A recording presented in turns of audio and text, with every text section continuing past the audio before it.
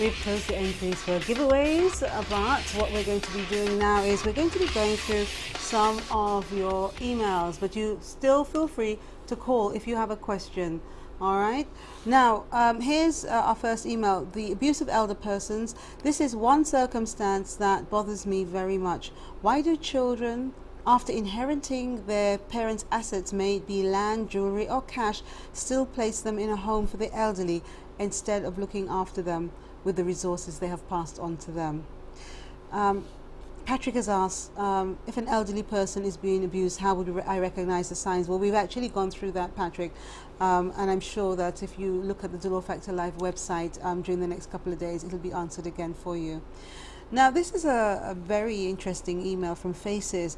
There is an old lady who's always by the sewing center on Clark Street, Viewfort, and she's always begging. She has a cardboard box, and I always wonder, how does she survive?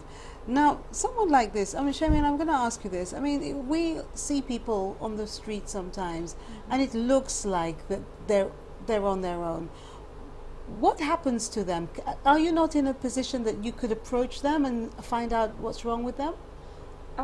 In many instances, I would stop and find out what they're doing there, and more often than not, they're in very sound mind, and they will say to me, they're happy where they're at, and it's none of my business what they're doing there, and that sort of thing. But for most of them, I'm told that they actually have family. But with those older persons, especially women, they just like the thrill of getting out of the house and just being on their own. Now, for us, it is very unsafe. Persons could rob them, persons could beat them up, and they're just lying on this pavement. But to them, it's like they want to do it, so they will do it.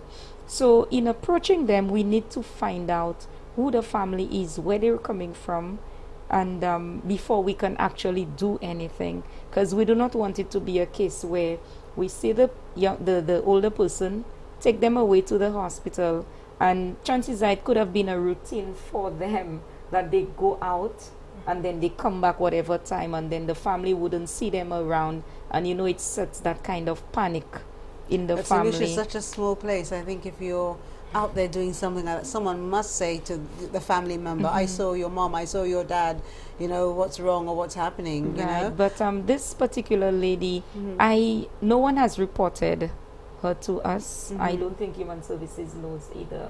But in instances like that, we try to find out what the problem is, why they're there, and if there's anything we can do, if it means placing them on welfare or admitting them at Comfort Bay or whatever way that we can help.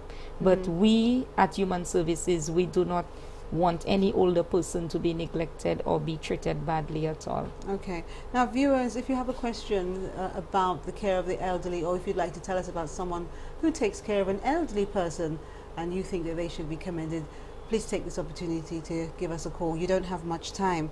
Here's another email. Sons and daughters shout at their elderly parents. Someone's saying that, you know, we have a lot of cases of abuse here. They even beat them and treat them like children. I know of a case where an elderly person got beaten every day when it was shower time. We were talking about this earlier, as you can tell. Apparently she didn't like bathing. Thank God she passed. I wish our guests would tell us how to deal with an elderly who doesn't want to shower. For example, how do you get to shower them without shouting or slapping? Antoinette, do you? Antoinette? I know it's a... Well, with reference to the bath time, before I go on to say how to do it, is really, when we look at persons taking care of older persons, there have been programs where the community nurses have in the past sensitized the public into home care, and I think that's something we need to continue doing, ongoing programs like that in the community, because a lot of older persons are being home cared, and sometimes persons do not know better. So we really need to make use of our resources, our nurses in the community, our health aides, and continue that outreach program where we can actually work with our families, persons, caregivers, whether they are relatives or non-relatives, to really sensitize them as to the do's and the don'ts. And basically, I think that we should continue this process and don't wait for when it's June or October month in terms of how we care for our older persons. Okay. All right. Now, if you think, I'm just going to switch this a little whilst we're waiting for a call. If you think that a carer is abusing, and say if, I mean a family member, whoever, you think that a carer is abusing an older person, what are the steps? In terms of if a report comes? Reporting. Well, usually the persons who are there to do the investigation are the welfare officers, but they're no longer attached to human services. Just after the budget, there was a reassignment or relocation. They are now with social transformation, but they do carry out the same role or tasks when they were attached to human services. So they do conduct home visits and do an investigation into the community to see what's really happening, to speak to the family and other members of the community to find exactly what is happening when those report comes.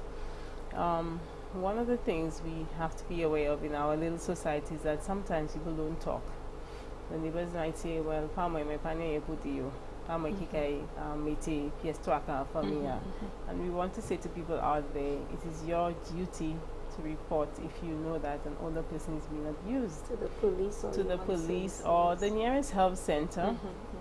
And as Charmaine indicated earlier on, we do take our older persons to the doctor to visit, and then we should also empower older persons, because when we speak about older persons, as I spoke earlier on, we tend to believe that an older person is frail, but most times they are quite intact with their senses, very much knowledgeable, and they are aware of what's happening to them. So we need to also encourage our older persons when they go to their checkups, even when they're out in the community, with the activities that they can trust and talk to somebody that they know very well and tell them, well, you know, something is happening. I may not be able to communicate that directly to the nurse, but they can tell a friend, you know, when you go to the community, I need you to pass on that message for me. They can use that forum. They may not be able to do it directly, but they do have visitors. Sometimes community groups visit persons in the community, so you could, you know, empower them to do that kind of reporting. Okay, well, thank you for that. As we go to the break, it's your last opportunity. If you have any messages, we'll read them out after the break. You're watching Dolor Factor Live, only on DBS, of course. We'll be right back.